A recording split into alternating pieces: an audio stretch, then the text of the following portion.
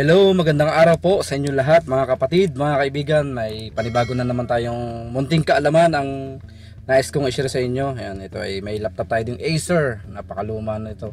Itong Acer na to ay 2016 model, yan ang nakalagay.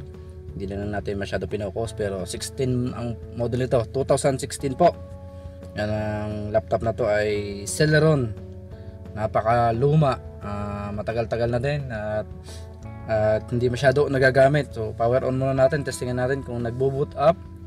So yun lang yung complaint ng ating customer na nagpagawa sa baba. Okay, yan, nag-open na yung ating laptop. And Celeron po ang processor to, yung pinakamabagal talagang processor sa lahat ng processor ng laptop. Napakabagal po na ito. Ayun, nakita nyo, nag-iikot. So ito yung kakabit natin. Meron tayo dito na dalang SSD galing Oman. Tingnan natin kung uubra to. 512GB. So ang presyo nito, nung nagtingin ako sa SM, 256GB lang ay umaabot na lang 6.5. So ang bigay ko lang dito sa 512GB ay parang 3.5 lang kasama na install. So power off na natin at hindi na natin papatagalin kasi ayaw niyang mag-boot up ng ng tuloy-tuloy. Unang gagawin natin palagi, tanggal ng battery. Alisin natin yung battery, and shout out po sa inyo lahat dyan na nanonood. Yan. Slide lang natin ng ganyan. Mga Acer po ganito, kalimitan ay slide lang ganyan ginagawa.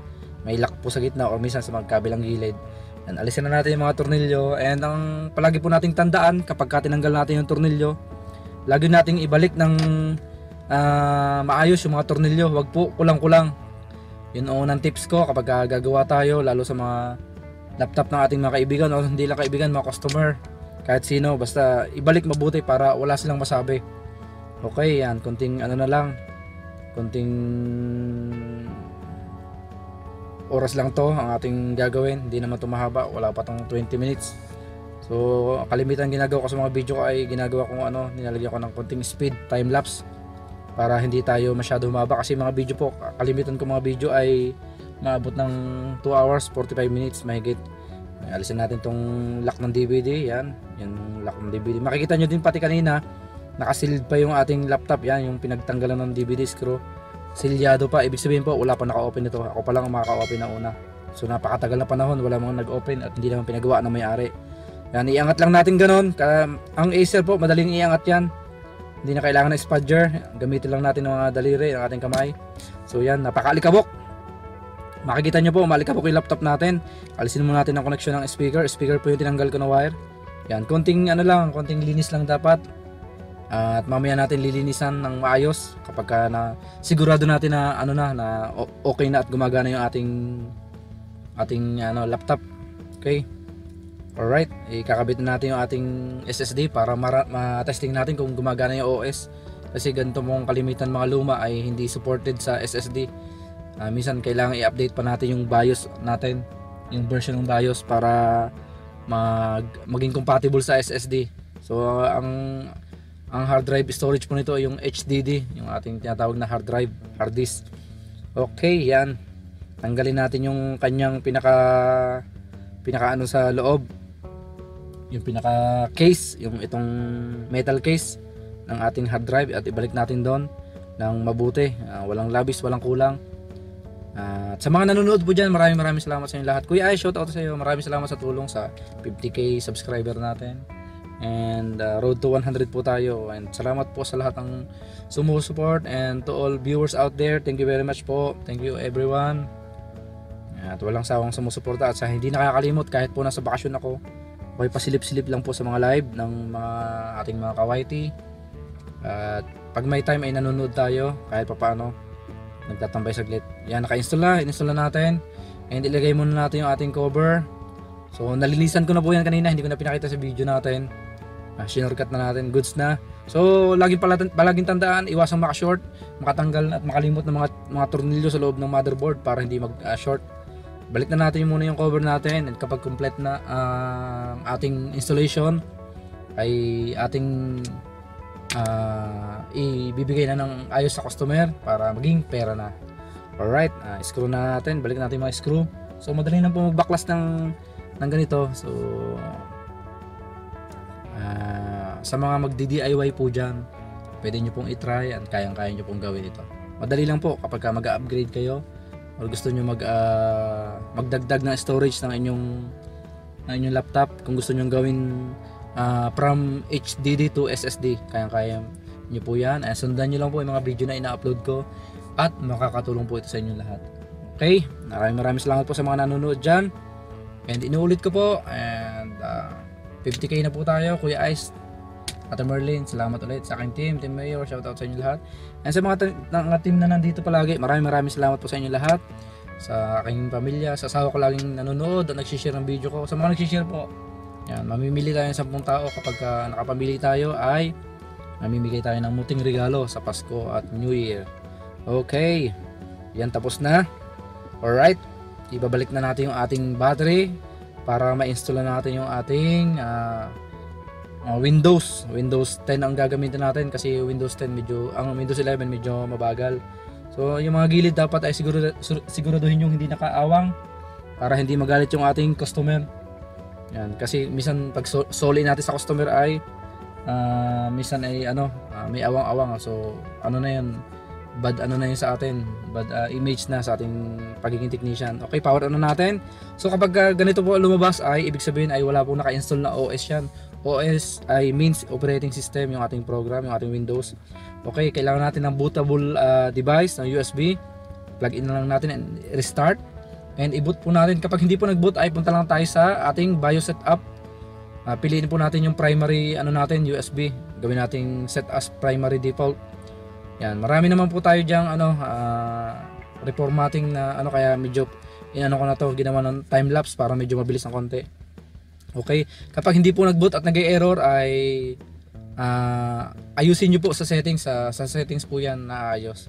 Meron po tayo mga mga video na kung paano mag-reformat at kapag nag-error, meron po tayo sa ating upload. And pwede naman po kayo magtanong dito sa ating comment section kapag may mga tanong po kayo. Yan, kailangan po lagi nakaset as default yung ating primary na gagamitin. Halimbawa, katulad dito, nilagay natin yung ating bootable device. So kailangan nating set as primary default yon. And kapag inalis na natin, ibalik na natin sa set as primary default. Yan, katulad niya, nag-error, nag-failed, lumabas yung lock.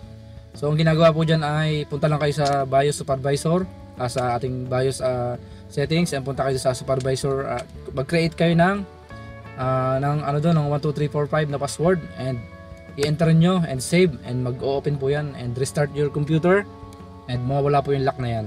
Ganun lang po ang ginagawa. Yan, nakailang ulit ako, ayaw magkaigi, pero nasolusyon na po natin yan at naayos natin mabuti.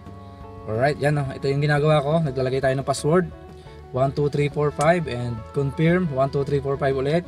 Pagka-save, yan, save nyo lang, and pagka-restart ng laptop, mawawala na po yung ating lock kapag nag-set as primary default tayo ng ating bootable USB device. Okay, so yan, marireformat na natin. Konting tiis na lang po mga kapatid, mga kaibigan, and sana po may napupulot kayong aral. Medyo mabilis yung ating pagbablog at nagmamadali. Nandito po ako sa loob ng sasakyan. Dito ako nagbablog kasi dito sa bahay ay medyo maingay. Dito sa loob ng sasakyan ay tahimik, parang nakakulong ba, parang parang may soundproof dito. Okay, yun, goods na. Nag-reformat na yung ating laptop. Malapit na tayo matapos, kunting tiis na lang po. And kapag ganyan ay install na natin mga program na kailangan ng customer. Lahat ng program na kailangan i-install. And ang ginagawa ko, nililibre ko na yan, yung mga program na yan, para naman sa ating customer maging masaya. Ang pinaka-importante po sa lahat kapag gumagawa tayo ay kailangan po maganda yung background image natin sa ating customer at maging masaya sila. Number 1 po, dapat mapasaya nyo ang inyong customer at hindi po sa pera lang ang usapin. Dapat maging masaya ang customer natin and babalik-balikan tayo. Hindi po babalik na palaging pabalik-balik yung ating mga pagawa. Babalik po na iba yung papagawa, o i-recommend kayo sa inyong ibang kakilala nila, sa mga kaibigan, kapamilya. So ganun po, dapat ang gagawin natin. Pasayahin natin ating mga customer. Yun po ang aking laging ginagawa. And magbigay tayo ng discount kung kinakailangan. Ayun, yun ang mga tips ko. Yan, patapos na. Okay, set up na tayo ng Windows and install na natin ang ating mga dapat i-install. Malapit na tayo matapos. Salamat po sa lahat ng nanonood, and inuulit ko, congrats po sa akin. Napakasaya po, 50k na tayo subscriber and road to 100 na tayo. Yun, nag-install na yung ating program. Konting tiis na lang. Malapit na to. Ilang segundo na lang. And sa lahat po, advance, Merry Christmas and Happy New Year po sa inyo lahat. Yun, naka-install na. Itong ginagamit kong Windows ay may naka-built in na to na MS Office. So i-activate nyo na lang yung kapag kasi crack version to. And sa mga crack version po, wag nyo pong i-update kasi kapag in-update nyo po, panibagong install na naman ng crack. Ganun po. Wag po kayo magtataka kasi kung gusto niyo pong hindi nag-expired ay bumili kayo ng original na Windows. Ang original na Windows dito sa Pinas ay asa 5K to 6K. So sa abroad yun ay ganun lang, mga 2K lang. Mahal po dito sa Pinas. So yun, na-install na natin lahat. And maraming salamat po sa inyo lahat na nanonood dito. And nagpapaalam na po ulit ako sa inyo. And see you po sa akin next vlog. Sa lahat po nanonood dito, maraming salamat. And bumilis na po yung laptop ng ating customer and magagamit na po ng maayos sa kanyang pagtuturo. Ito po ay teacher. Yan. Ang RAM nito ay 2GB lang pero bumilis siya and ang kanyang processor ay Pentium, tawag dito. Sorry, Celeron at Pentium, parang medyo magkadikit yung speed niya. Ayun, maraming salamat. I-shutdown na natin. Makikita nyo pag nag-shutdown to, medyo mabilis na. Hindi na po katulad ng dati. So, nagpapaalam na ako sa inyo lahat. And bye-bye sa inyo lahat. Paalam po sa mga nandito. And God bless us all. And see you po sa next vlog. Yan, nalinisan na din natin. At maganda na yung laptop at mukhang bago na ulit. Hindi na kailangan bumili ng may-ari. So, papaalam na ako sa inyo lahat. Ilang papaalam ko na. Ayun, bye-bye sa inyo lahat. Bye-bye. Mag-iingat kayo and love you all. God bless you. Bye-bye.